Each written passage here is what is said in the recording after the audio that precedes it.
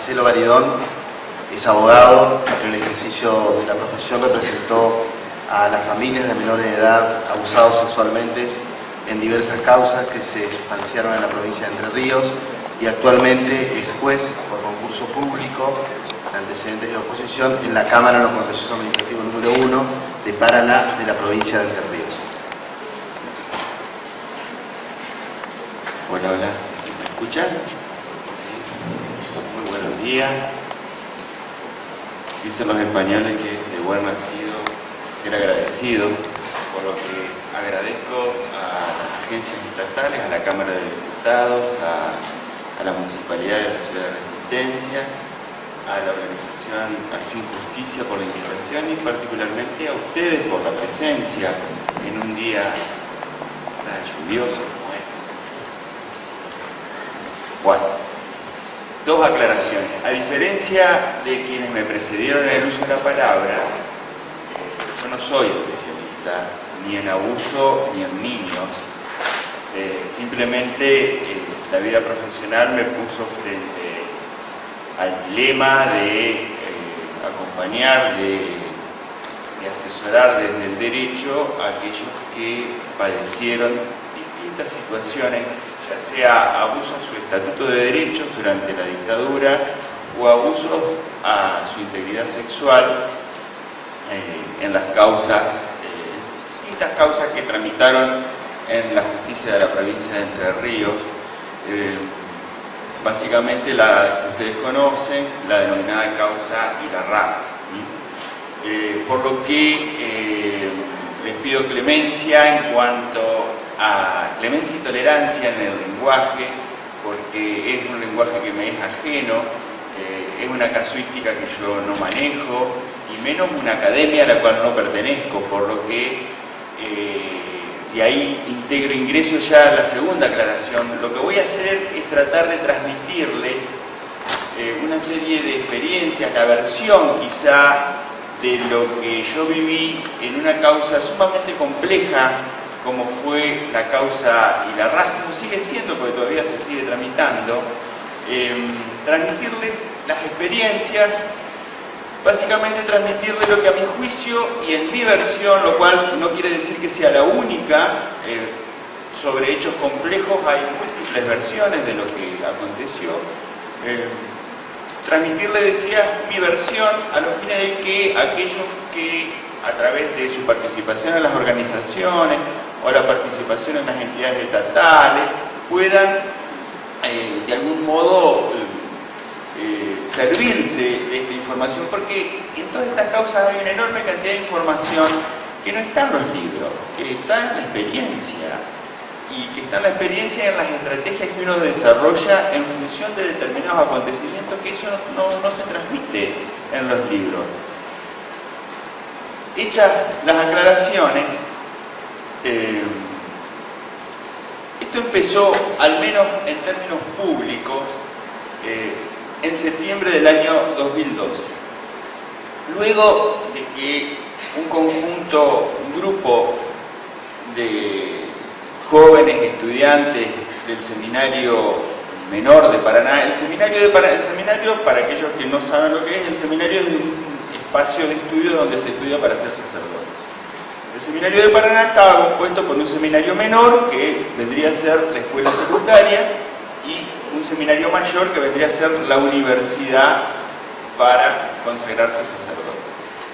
Un grupo de seminaristas menores, es decir, de alumnos de la escuela secundaria, de adolescentes entre 11, 14 y 15 años, que vivieron una sucesión y una serie de actos abusivos de parte de un cura que no era un cura cualquiera, era el cura que los confesaba, era el que su guía espiritual.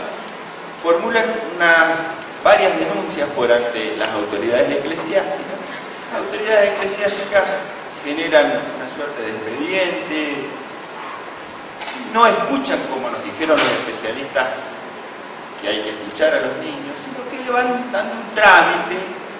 La cosa es que esa función reparadora que debe tener la voz del adulto o la conducta del adulto no llegaba, hasta que estos jóvenes, acompañado por unos sacerdotes, concurren a una revista donde yo trabajaba. Yo era asesor legal de esa revista que existe, que les traje acá, la revista Análisis, y el 13 de septiembre de 2012 la revista publica esto.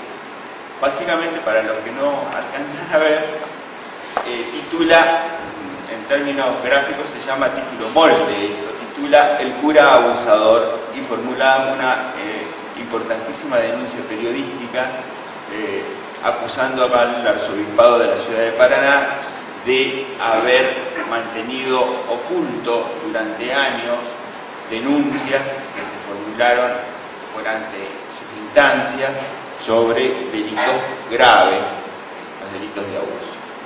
Imagínense lo que eso produjo en una ciudad como Paraná, que es una ciudad, estimo que debe ser bastante similar en términos de tamaño y cantidad de población a la ciudad de Resistencia. Paraná tiene 300.000 habitantes. Eso produjo un tembladeral en la ciudad. Un tembladeral en la ciudad y produjo también un tembladeral en las propias víctimas, ¿no? Que por primera vez, sin perjuicio de que se mantuvo en el anonimato los nombres de los denunciantes, a lo largo de todo el proceso, no es lo mismo tramitar un dolor de estas características formulando denuncias frente a sus propios pares o dentro de la organización donde esos abusos se cometieron, para pasar a otro estadio, el estadio de lo público. Produjo también un tembladeral en la propia iglesia. ¿Por qué? Porque la iglesia se veía interpelada, se veía en las mismas condiciones que la iglesia irlandesa, que la iglesia norteamericana, que la iglesia australiana, y produjo un tembladeral también frente a las organizaciones de la sociedad civil, frente a las organizaciones estatales, particularmente frente al Poder Judicial. ¿Qué hacemos con semejante cosa? Sobre todo, ¿qué hacemos cuando los símbolos que esta comunidad construye actúan exactamente en contra de lo que indica el paradigma? Es como que si un médico, en lugar de suministrarte un medicamento, te suministra un veneno. El cura, la iglesia dedicada a formar a niños para eventualmente, si así lo elegían, llegaran a ser sacerdotes, en lugar de inculcarles bienes, les estaban inculcando perversión, la maldad. Esa suerte de terremoto simbólico produjo, insisto, un tembladeral. ¿Y qué hicimos nosotros frente a eso? De eso es lo que voy a tratar de transmitirles algunos de los aconteceres que, a mi juicio, constituyen los grandes aciertos que hemos tenido en la causa de la RAS, como también los grandes errores. Seleccioné particularmente dos grandes aciertos y seleccioné también dos grandes errores que espero que puedan servir para aquellos que lamentablemente tengan que transitar o estén transitando por una situación similar. ¿Qué es lo que le ocurre a cualquiera de ustedes cuando se entera que en su comunidad un cura, en lugar de colaborar con la santificación o con la sanación o con el progreso como persona de un niño de 11 años, que a su vez integra una organización como la Iglesia Católica en un seminario, se entera de que lo abusó? Claro, lo primero que nos produce es una indignación. Uno se indigna y dice, esto no puede ser.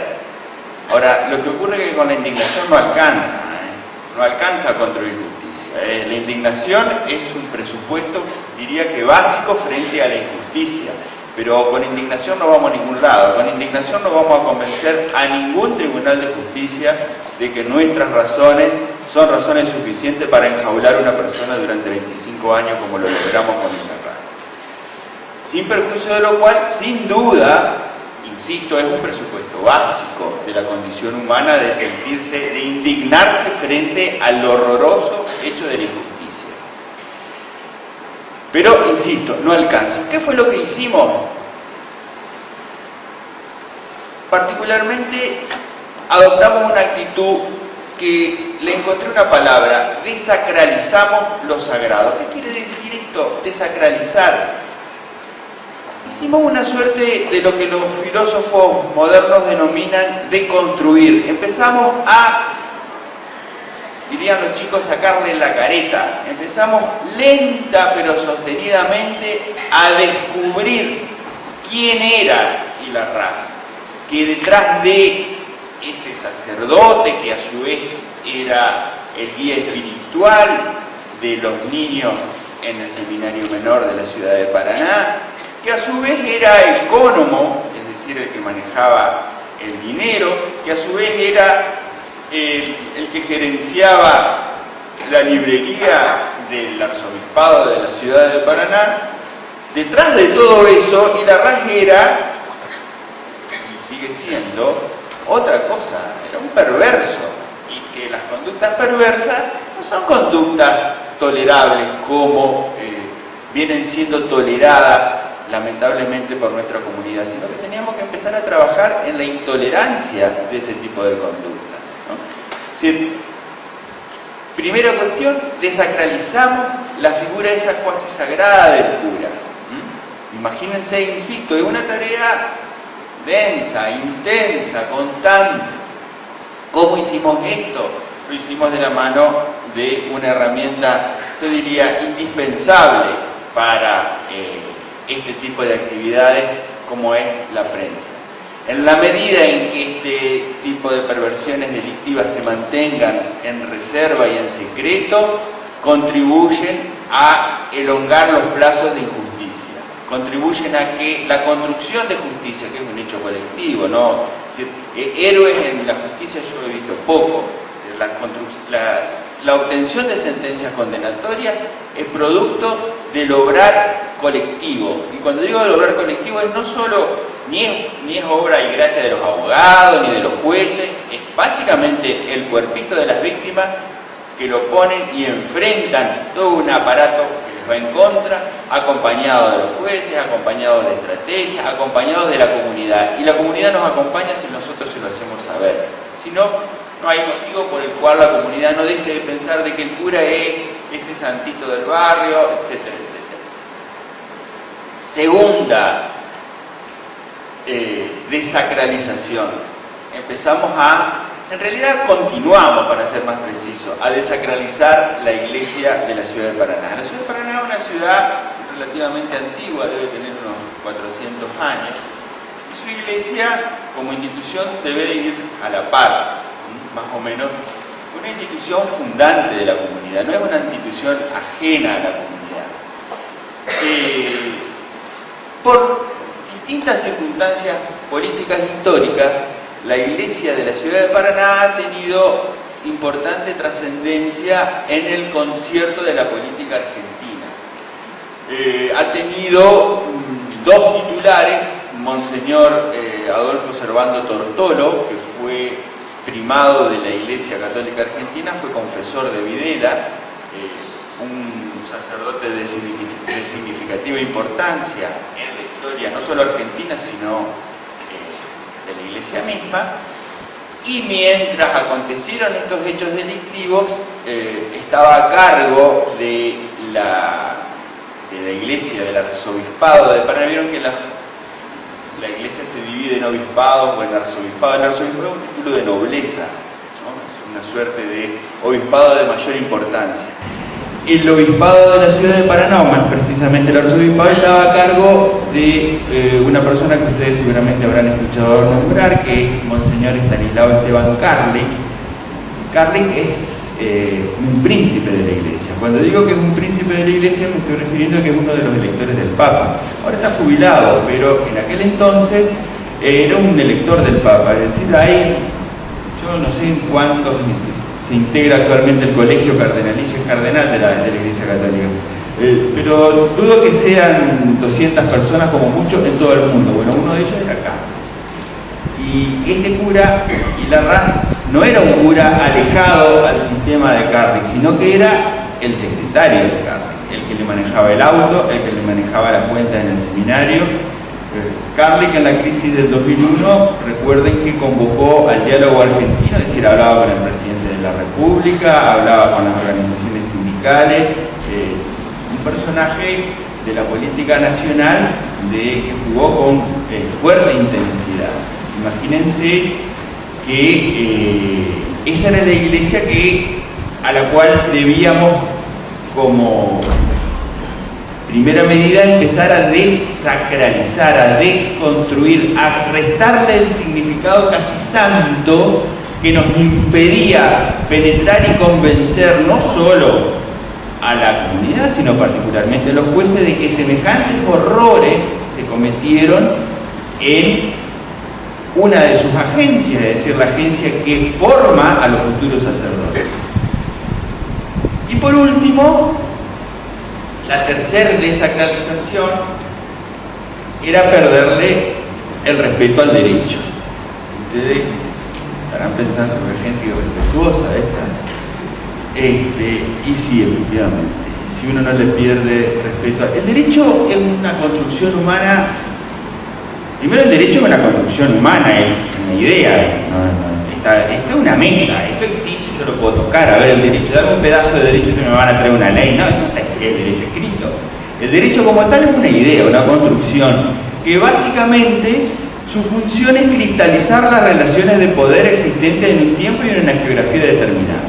Pero a su vez tiene la peculiaridad, el derecho, que a la par que cristaliza, se automira a sí mismo y se critica. Y dice, no, porque esto que cristalicé, que esto que solidifiqué, esta relación que consagré, la consagré injustamente. Miren lo que me pasó con respecto a la prescripción. Que la prescripción fuera la madre de las batallas en la causa de Larraz. Para aquellos que no saben, el cura Larraz, mientras fue guía del seminario menor, cometió una serie mucho más numerosa de las que efectivamente se denunciaron, de delitos de abuso contra la integridad sexual, más o menos en la década del 90, cuando algunos de aquellos que fueron abusados por Larraz lograron superar toda esta serie de escollos, de circunstancias personales, se vieron defraudados por la iglesia a la que pertenecían, o pertenecen en algunos casos, que con tanta precisión nos fueron explicitando, las vergüenzas, los frenos inhibitorios, etcétera, etcétera, etcétera. Transcurrió un tiempo bastante importante. Los delitos de Larraz fueron cometidos en el año 1991-92 y les recuerdo que la publicación en la revista Análisis data del año 2012. El tiempo produce efectos sobre el derecho, produce básicamente dos efectos. O sirve para adquirir derechos. Por ejemplo, uno se sienta arriba de una tierra y está 20 años sentado ahí y la tierra pasa a ser de uno, según el derecho, o si no, te evapora derechos. Este es el efecto que ustedes más conocen, que se llama el de la prescripción. Es decir, si uno no ejerce, uno no denuncia transcurrido un determinado plazo un hecho, ese derecho a denunciar se evapora. Sí, nadie discute que a usted le pueda haber ocurrido lo que usted dice, pero usted toca el timbre de los tribunales y los tribunales no le abren. Mire, esto está prescrito. Esa construcción, esta idea de la prescripción es fundante en el derecho. Cuando digo fundante, estoy significando de que es un cimiento. En la construcción jurídica de Occidente es importantísima. Obedece a la seguridad jurídica, a la estabilidad en el tráfico de las relaciones, en fin, una construcción antiquísima que únicamente había cedido frente a la Comisión de Delitos de Lesa Humanidad. La Comisión de Delitos de Lesa Humanidad tiene una serie de peculiaridades, básicamente, para poder tenerlas en este momento, consiste en el ataque sistemático a un grupo o sector de población civil. Básicamente esa es la idea. ¿Ustedes saben lo que me pasó con el tema de la prescripción? Resulta ser que los muchachos, Fabián y sus compañeros, habían hecho la denuncia pública, estaba tramitándose, la revista en la cual yo trabajaba había sugerido que participe de la causa, estaba participando de la causa. Entonces, en un almuerzo familiar, mi familia almorzamos los domingos, como la mayoría seguramente de las familias de ustedes. Mi familia política particularmente, ellos son agricultores, no tienen nada que ver con el derecho. Entonces, claro, conmocionado como todo el mundo por esto, me preguntan: Marcelo, explícanos cómo es esto de la prescripción, cómo funciona la prescripción en los hechos concretos. Entonces yo les digo, bueno, la prescripción más o menos se las explico como se las acabo de explicar a ustedes, pero a ver en lo concreto, estos chicos, ¿qué les parece? No, estos chicos tenían 11 años, tratándose de un delito con pena mayor de hasta 25 años, prescribía a los 12 años, es el 91 más 12, bueno, muy bueno para las matemáticas no soy, pero daba antes del 2012, vale decir, el delito está prescripto. Y para la conciencia jurídica occidental, antes de la RAE, el delito está prescripto. Y no hay tribunal de justicia que te abra la puerta, porque esto es una sumatoria, más o menos. Les aclaro que la ley Piazza, es decir, la ley de ese modisto santafesino que fue abusado por su hermano, si bien era anterior a la denuncia, por un principio del derecho penal que dice que rige la ley más benigna al momento de la comisión del hecho, no regía el caso de Los hechos eran del año 91 y la ley Piazza es del año, no me acuerdo si de 95, por ahí. Parece que tampoco nos regía la ley Piazza, estamos básicamente, como dicen ahora, al horno.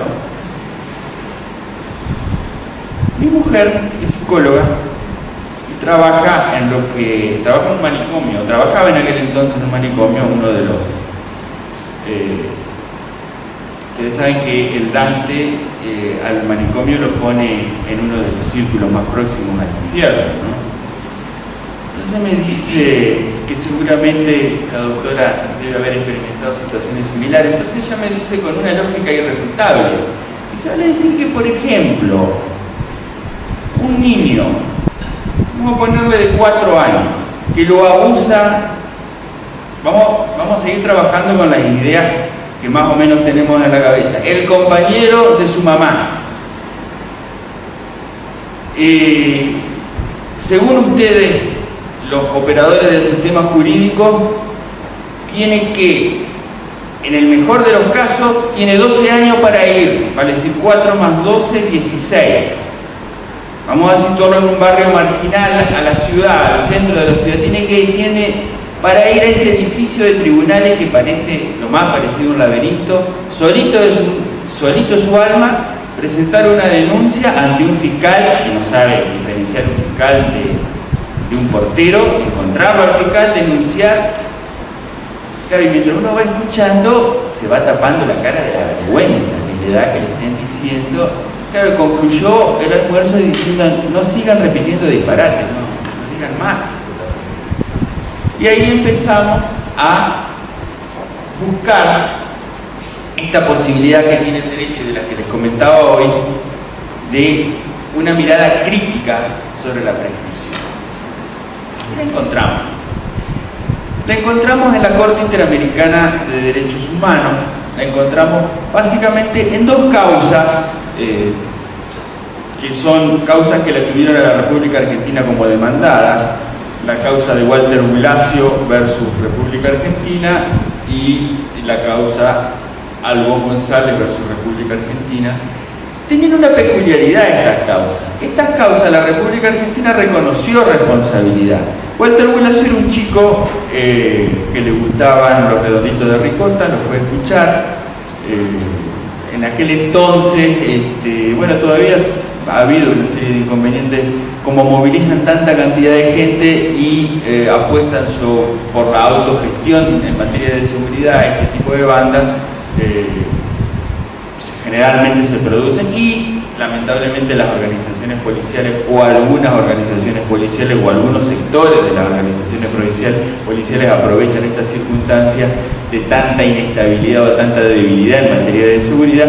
Se las hago corta, a Walter Bulacio lo fusilaron en una esquina, yo no recuerdo si de la ciudad de Quilmes o de la ciudad de Lanús, la cosa que lo maltrataron. Y una de estas heroínas que esta argentina nos regala cada tanto, que es la mamá de Walter, inició una causa, le dijeron que estaba prescripta, siguió, le volvieron a decir que estaba prescripta y llegó a la Corte Interamericana de Derechos Humanos y la Corte le dijo no está prescripta. El Estado argentino no puede oponer el instituto de la prescripción para no enjuiciar, y este es el secreto, graves violaciones a los derechos humanos. Y es ahí en donde la Corte, creo yo que insinúa, porque todavía no está desarrollado como una nueva categoría, una categoría de derecho que es el derecho, o mejor dicho, la violación, las graves violaciones a los derechos humanos, que no siendo violaciones a o delitos de lesa humanidad, la Corte las considera graves. Y ahí empezamos a trabajar cuando la Corte las considera graves, porque con ese criterio a mí me roban la billetera, para mí es gravísimo que me roben la billetera. Ahora, esto no lo convierte en una grave violación al Estatuto de Derechos Humanos. Y la Corte, como toda Corte internacional, imagínense que la Corte Internacional de Derechos Humanos está en Costa Rica, ejerce jurisdicción sobre todos los países firmantes del Pacto de San José de Costa Rica, que salvo Canadá, son todos los países, incluso Estados Unidos. Las formas y los modos de hablar son modos bastante abiertos, es decir, no precisan, sino que van dejando. Encontramos dos casos más, Tibi versus Ecuador, y el otro también que no lo recuerdo, pero de todos modos yo se los traje a todos, después se los voy a dar a los organizadores para que los tengan, en donde daba alguna otra precisión de lo que consideraba grave cuando había una suerte de asimetría relacional, es decir, había un poderoso y un sometido, ¿no? Hasta que dimos en la tecla y encontramos, pero la peculiaridad que tenían todos estos casos era que el Estado demandado había reconocido la responsabilidad internacional, ¿no? Claro, entonces el Estado demandado creyó que reconociendo la responsabilidad internacional indemnizaba, pagaba y se terminó. Cuando la Corte dicta sentencia, dice, no, miren, bárbaro, ustedes reconocieron la responsabilidad internacional, pero tienen que ir y seguir investigando, no pueden archivar el expediente acá. ¿No? Hasta que encontramos un caso que se llama Derecho Jesús, en donde este Derecho Jesús era un funcionario de la policía de la provincia de Buenos Aires, sobre incidente de prescripción, que había planteado la prescripción de la acción que se le seguía en su perjuicio por la comisión del delito de torturas.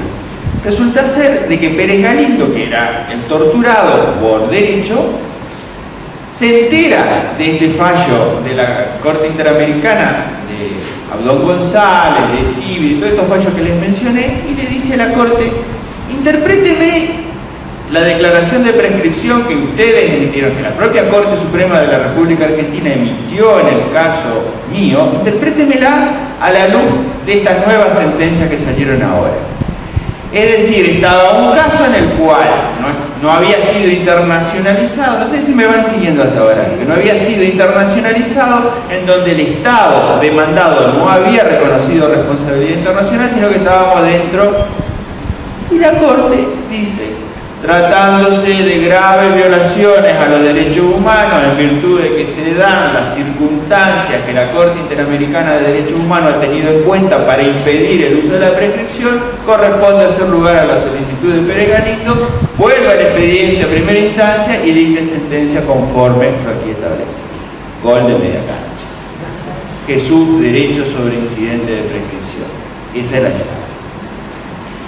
Fuimos con Jesús, derecho sobre incidente de prescripción, y ganamos la madre de las batallas, que es la prescripción. ¿Cuánto demoró? Sí, enseguida. ¿Cuánto demoró? Desde 2012 al 2017. Sí, pero restar este año se hizo el juicio. Y 5 años. 5 años. Recuerden ustedes que nosotros trabajábamos con el código, sí, la ley cuna. La ley cuna es la ley de reforma, pero no me voy a meter en eso porque seguramente Fabián va a hablar sobre ese tema. Trabajábamos con figuras penales muy reducidas, trabajábamos con la figura penal de violación. Ustedes saben que los juristas, vos le decís violación y te discuten lo que es la violación, vos le decís abuso deshonesto y ahora la ley es mucho más precisa. Habla no solo de violación vaginal, anal, bucal. En aquel entonces, con las herramientas jurídicas que teníamos nosotros, eran tipos penales abiertos, es decir, cuando no hay precisión terminológica. Y al no haber precisión terminológica es más fácil escabullirse, es mucho más fácil encorsetar al imputado no habiendo precisión terminológica. Dos grandes errores cometidos. Perdón, me falta otro gran acierto que es sumamente importante. Nosotros establecimos una alianza indestructible con el Ministerio Público Fiscal, con los fiscales. ¿Qué quiere decir esto? Que nos abrazamos a los fiscales. Los fiscales son, al proceso penal, el portero de un castillo, el que tiene todas las llaves.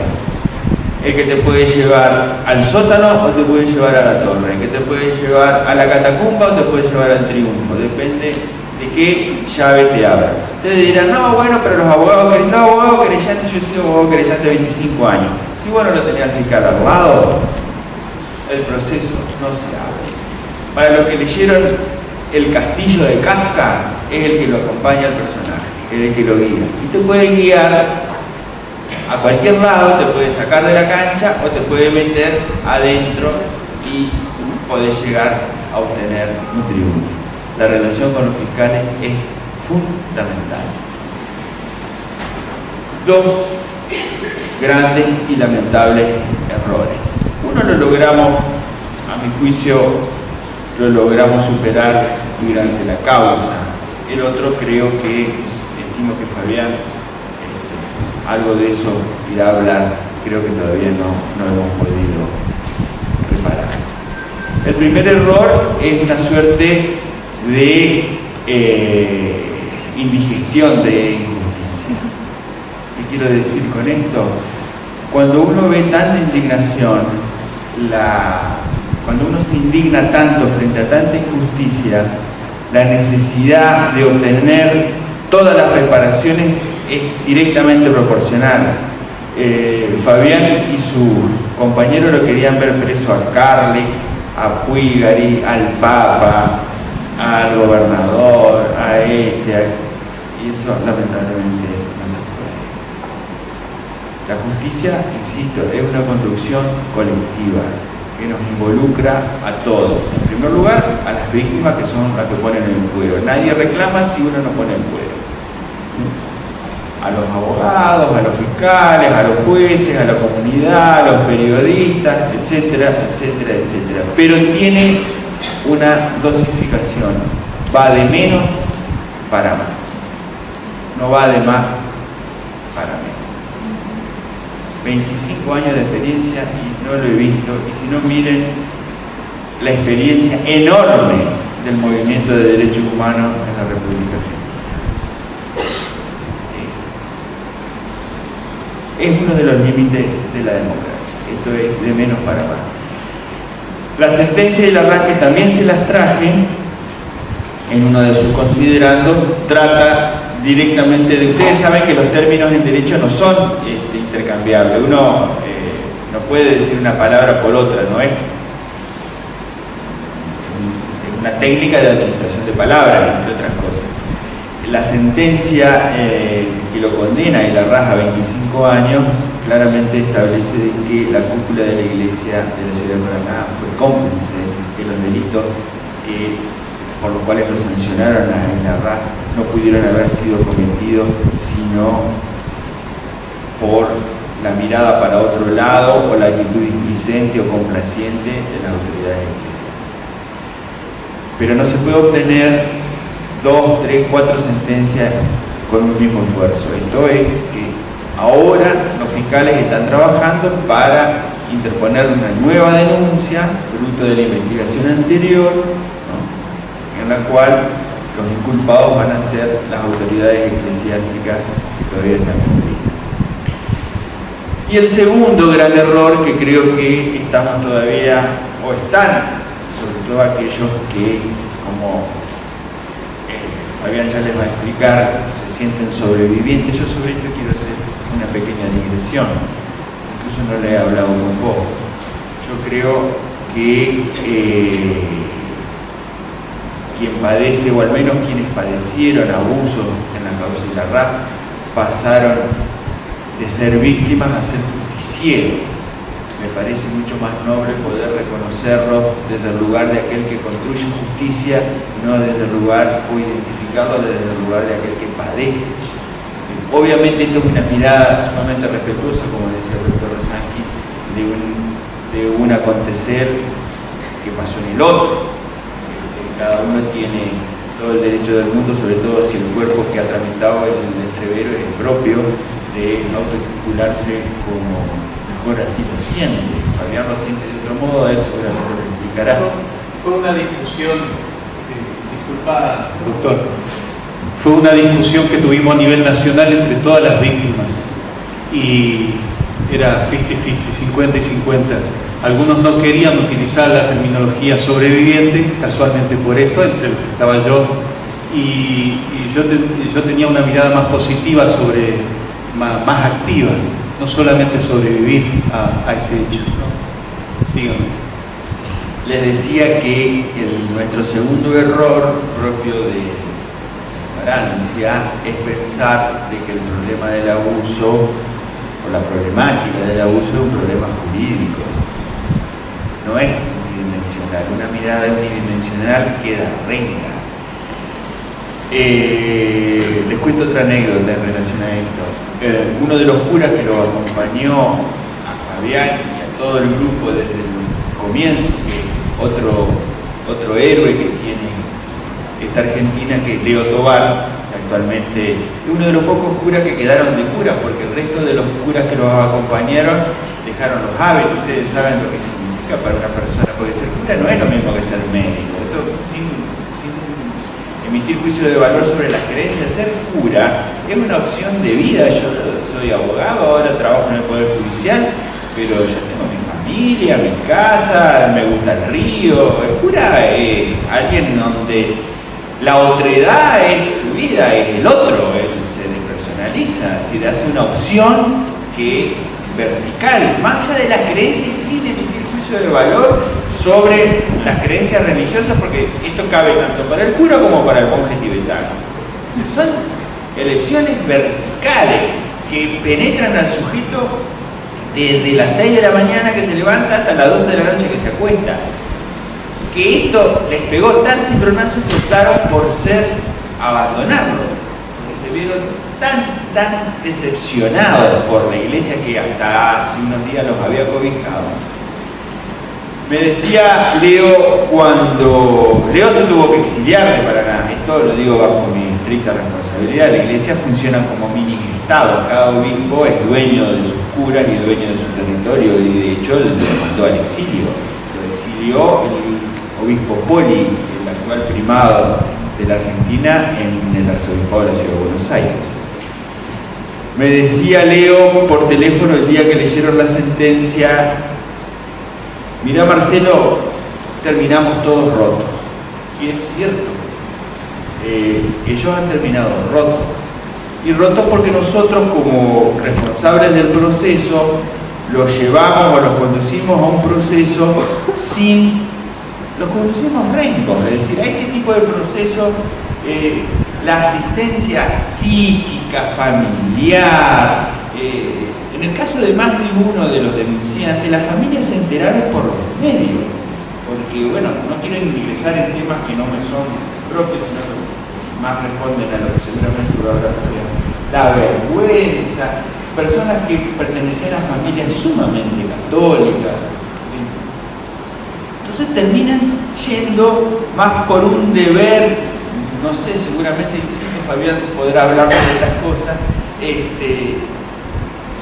pero te termina rompiendo, te parte, y es una experiencia que se la quiero transmitir, insisto, sobre todo a la asociación Al Fin Justicia, que lo tengan muy en cuenta esto, porque la problemática del abuso, insisto, insisto, uno de los aspectos reparadores es la construcción de justicia con los mecanismos democráticos que actualmente tenemos, que es el Poder Judicial. Pero no es el único, ni se resuelve de ese modo.